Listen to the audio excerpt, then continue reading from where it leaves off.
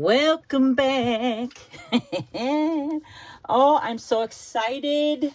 Today, I'm going to open up my January cards. And then I'm going to show you the spread that I did at the end of December, which I'm going to do after I get this video done. I'm going to do a February spread. And just to kind of see where my month is headed. And then, like I did that for January, and I will show you the spread. Okay, you know what? I'm going to show you the spread right now. Okay, so I'm putting it up on the screen. This is my card for January. It's the Sun, and the Sun is about happiness, vitality, optimism, success, life force, joy, energy, confidence. So I actually put down here, January should be full of happiness, lots of energy. I might have a lot of personal charisma now, and it's the time to share my unique and personal gifts with the world. I do use voice to text during these. So then next I have, this was my monthly reading for January for the first question, which I used Maria from Lady Knight of Avalon's readings, her newer channel, and I used her formula for her monthly readings to do my own reading. So this is a monthly reading for January. It said the first question is, what is the overall monthly energy for January? And I got the 10 of Cups, I got the Queen of Cups, and I got the Star. So it was, to me, it looked like a monthly energy for January was going to be full of optimism, hopefully harmonious, mentally and emotionally. I should be in a good place. Now, I do recognize upright and in reverse. So all those cards came out upright. So then the next question is, let me put that up there. The second question is what to look out for or clarify for January. And I got the 6 of Swords. I got the Moon. And then I got the Queen of Pentacles. So I believe that was telling me to look out for ways to be better than what I was yesterday, and to remember my dreams and the things that my intuition tell me, that not everything is exactly the way it seems. So to continue to be generous and nurturing throughout the month, regardless of what may come up, to stay positive. And then the third question is, how do I navigate this? What is my best course of action? And I got the Chariot, the King of Cups, and the 7 of Wands. So that was telling me to navigate through the energies with efficiency, confidence, willpower, but remain diplomatic. So to remember the wisdom I've gained and to be open about my thoughts, but also remember to protect myself, keep my boundaries, protect my energy. And then the fourth question was, what can I learn from this and how can I benefit from this in January? So that was the 10 of Wands, Judgment, and what's that last one? I'm looking at it there. The World card. Oh, yeah. So I put down that these cards are telling me that by not straying from my own optimism and my own way of thinking, my continued generosity, all of the things that are required of me to be my best by doing this will free me from burden or being judged too harshly. And maybe I will see the end of these negative cycles. Now, the bottom card is the shadow aspect of the reading about what is not being said. And I got the 6 of Cups, so I felt like, from reading that there's still things from the past that were possibly not being addressed, and maybe not so much by me, but others also. So this is not the month to be digging too much into those things. Maybe leave it lying until it is time to address them again. So in other words, best not to dwell is kind of what I got from that. I pulled a oracle card also, and it was the I think it said beauty. Yep. And it said, this card is to remind me that I am deeply and profoundly beautiful in all aspects, in every way, and not to say or think negative things about myself, and to take care of myself, to enjoy all that I find beautiful. So that was my card for January. And here we are, now we are in February doing the month of self-love. And I'm going to open up my cards for January and see what I got. So let's see. I bought stickers. So yeah, we're going to go ahead and we're going to pull that off. I didn't get real fancy with my envelopes, so let's see. All right. So this I put in there. What was this? This, I think it was my dice. So I think that's Leo, and is that Saturn? And 5. So 5 I would think is, so Leo and Saturn. So maybe, maybe this is like being in the sun. I got the sun for, that was like in my, my spread. So that tells me that, the energy was very much I was in the spotlight, and I did a lot of stuff in January. And then Saturn is very, that's what we learn. You know what I mean? It's like, okay, you've learned all this, now apply it. And I truly feel like it doesn't matter what we learn, it's how we apply it. And so anyway, yeah, I feel like this might be pretty accurate for some things that I've realized. Let's see. Happy. Okay. I'm going to pause it and grab the book out for this. So do you recognize this, sis? This was an oracle that my sister gifted me. And she put it in this bag. And it is. So I have the mini one of these. So I went ahead and used this for my cards. So Wisdom of the Oracle. So let's see what it says about happy, which is 26. So let's see what it is. Joy and contentment, a sense of fulfillment, a feeling that all is well. Ooh, yeah. Your desires are effortlessly fulfilled now. Find joy in the present moment, whatever is happening, and be satisfied with things as they are. You're free from the shackles of longing and able to experience the liberation that comes from actually being happy moment to moment, for you have chosen happiness over yearning for it. Oh my gosh, yes, I feel that too. Happiness is a choice. Now is the time for feeling joy for the sake of joy and experiencing contentment. None of this is because of something outside of yourself. Your happiness is a result of your being at one with Spirit's plan for your life. All is well. The tide is in for now. Enjoy playfully splashing in it. And this is really nice. It has a relationship message. It has prosperity message and protection message. Lighten up, because this is the time to be ridiculous and silly. See the world through the eyes of a clown, and don't take yourself or any situation right now too seriously. So, yeah, so it is. It is a way to choose happiness. It always gets me when people talk about, what happens to us when we die. And I feel like some people feel that we lose free will. And I think we have less free will in our bodies. You know what I mean? Like in this flesh suit, so to speak.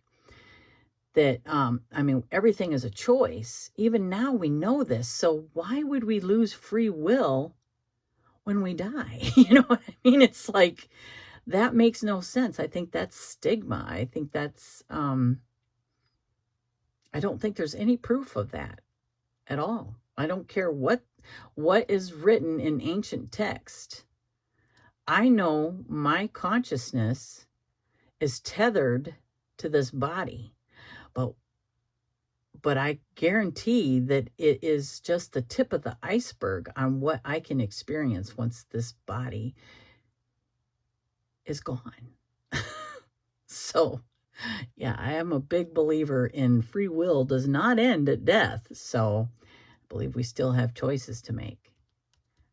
But again, that's just my opinion. But I mean, yeah. Okay, so let's move on. So happiness is a choice. You know what I mean? I feel that. So I did pick 2 cards from the this was another gift from my sister. It is the Everyday Witch, and it is the mini version. So let's be putting these cards back in there. I got the Ace of Pentacles, and let me tell you, I learned some new tricks from my sister that are going to help me in a business sense. And Maria, my friend Maria, we've been, you know, talking about marketing and stuff. Oh my goodness. And 2 of Cups. Isn't that interesting? I feel like some soul contracts kind of came to light. You know what I mean? It's like I kind of figured out what some of those were, and why they were made. Honestly, still, everything is still a choice. We set up these meetings, you know, and then we follow through. So this was the flower language I put in there, and it is grounding. The beginning is where you need to be, and that's the flower. Isn't that, I mean, yeah, I feel like I came full circle in January. So this was excellent. And I adapted what Rochelle, her idea was to, you know, do this and then open it up at the end of the month and see if, you know what I mean, like we're not forcing it. So that's why I did the spread at the beginning. So when I'm off of here, I'm going to do another one. So like now, you know, everybody doing their catch-up videos, they talk about what they did in January. You know, here are a few shows that I watched. This is Severance. It's about like keeping your work life separate from your personal life. And it's on Apple TV. And I'm not finished with it. I'm actually in the very first season. And it's really interesting so far. Quite a different concept. They put like this little implant in your head that, and anyway, so the guy that is the main character, I can't think of the fellow that, the actor's name, but, he is finding out that the company he works for is up to something, so to speak. And the next one, I loved Silo. Rochelle, Amethyst Ascension, was talking about it, and I had to check it out. And I binge watched it and got to the last season here, and it was, man, it's excellent. The Neighborhood is hilarious. I love this show. I've been watching it since it first started. It's just hilarious. I love it. Preacher, I think that's on Netflix. Maybe it's Prime Video. The Neighborhood also, that's Prime. But Silo and Severance are Apple. So Preacher is about, he was born with this gift. And it's just kind of a creepy show, but it's really good. It reminds me of like a comic book maybe. But it's really good. And he has the power to make people do things. So he's got like the God power. And it has some funny parts in it. And I believe there's nudity, so. Gladiator 2. Excellent movie. Excellent movie. I liked Gladiator 1, so, I mean, and it just ties in. Landman. Let me tell you, Billy Bob Thornton, you know, he's a really good actor. Sometimes I like him, sometimes I don't type thing. But in this, you know, he is, this whole series is from the perspective of these oil men. You know, it's nothing like Dallas, you know, like nothing like Who Killed JR type stuff, but it's really good. And it just, you know, I like to hear things from somebody's perspective instead of, you know, taking what we read in the headlines about, you know, what's good for the planet and what isn't and blah, blah, blah. The thing of it is this is from a landman's perspective. And it's just, you know, keep your mind open to listening to what someone else is experiencing other than what you might feel. So it's a really good, it's good. It's really good. The Agency, I've started to watch that. I haven't finished it. And that's really good. So these are on Prime. These are on Prime and I think Paramount, really. Paramount Plus. I have Paramount Plus off of Prime. So The Agency, that one's really good. You have to check that one out. I'm not done with it. The Lioness, wow, very addictive. I like this one too. I do like, you know, storylines where somebody's undercover and there's the risk that they can get caught. So, and then there's all the emotional stuff that goes with it. So it's really good. Mayfair Witches. Now I believe this is AMC, and this one, oh my gosh, so good. Anne Rice, you know, I did not read the books for this, so but I enjoy this, and it's ongoing. So, you know, I think there's a new episode on the weekend.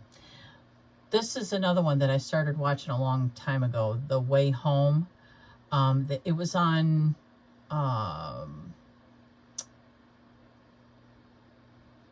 Paramount.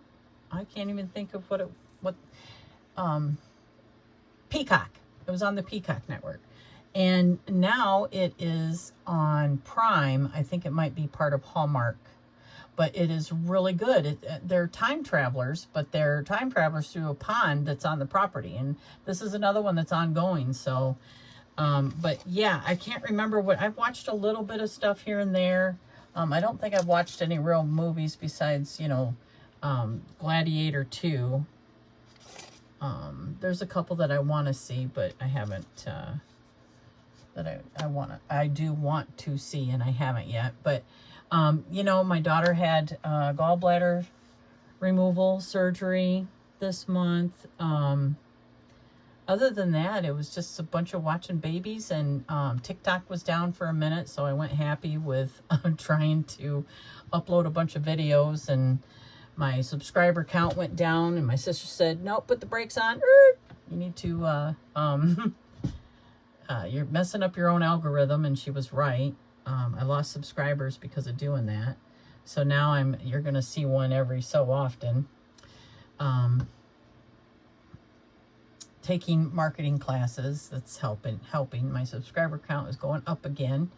So, you know, tricks and stuff that I've learned from people, my sister, Maria, Lady Knight of Avalon, they are definitely helping me kind of revamp and rebrand. And I'm hoping that this channel goes, you know, more towards the psychochirology that I talked about. I'm really, really hoping that, you know, that takes off. I'm revamping my Ko-fi shop. If you haven't been on there, I've got a couples reading on there so far, but I'm going to put the regular reading in there, you know, the full hand reading. I just, I'm also working on time management. So, you know, thank you so much for being here.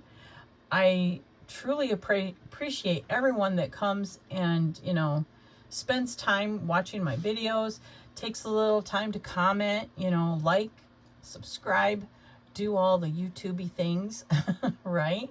And, you know, I love to support each other. I love that we support each other. It's extremely important to me.